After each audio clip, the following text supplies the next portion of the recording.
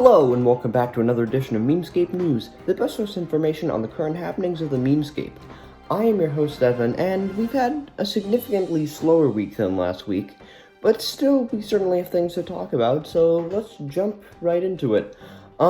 Today I don't really have any current events to talk about, so with that, I want to jump right into the meme economy.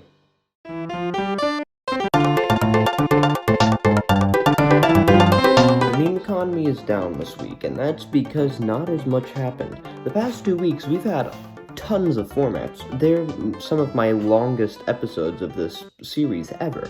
The most recent episode, last week, was 10 minutes long. That's like a record for me. That's not the case with this week. There's significantly less amount to work with, but there's still stuff to talk about, so let's jump right into it.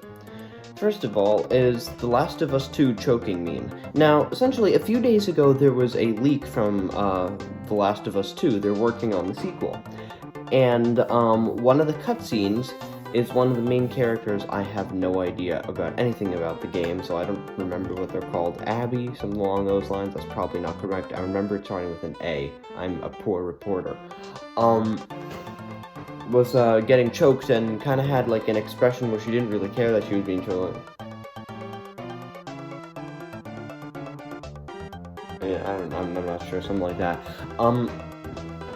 And so basically what people have done is they've taken her facial expression and turned it into something that can be copied and pasted on various different characters from different popular media. And this started on 4chan, but quickly spread like everywhere. And so I'm putting up some examples as usual.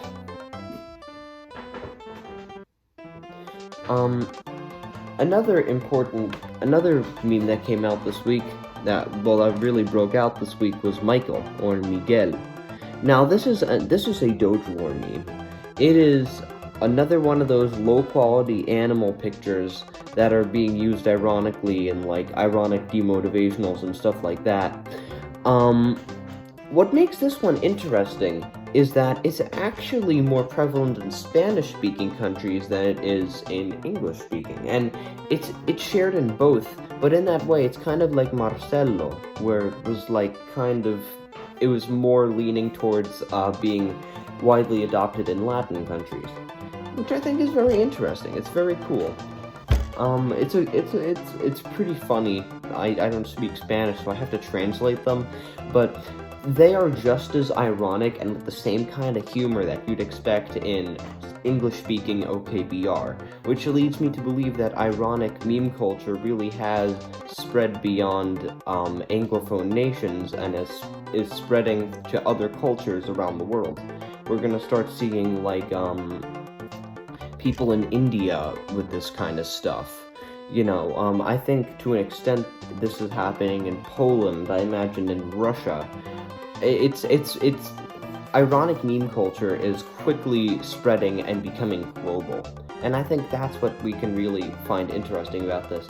If you speak Spanish, invest.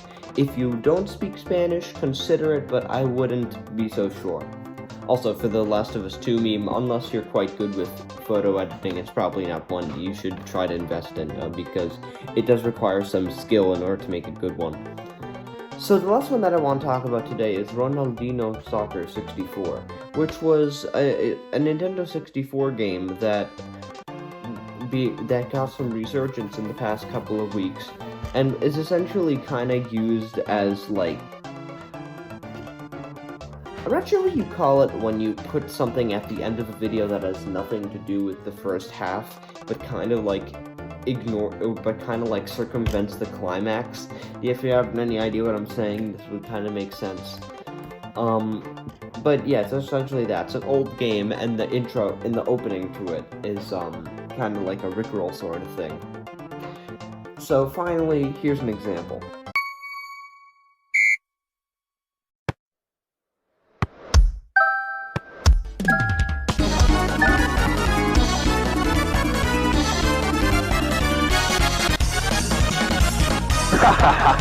Ronaldinho success! Go ahead and invest if you know what you're doing with video editors. That's about it for this edition of Memescape News. Did I miss something or say something inaccurate? Let me know right down there, and I will mention it next time. See you ladies and gents later.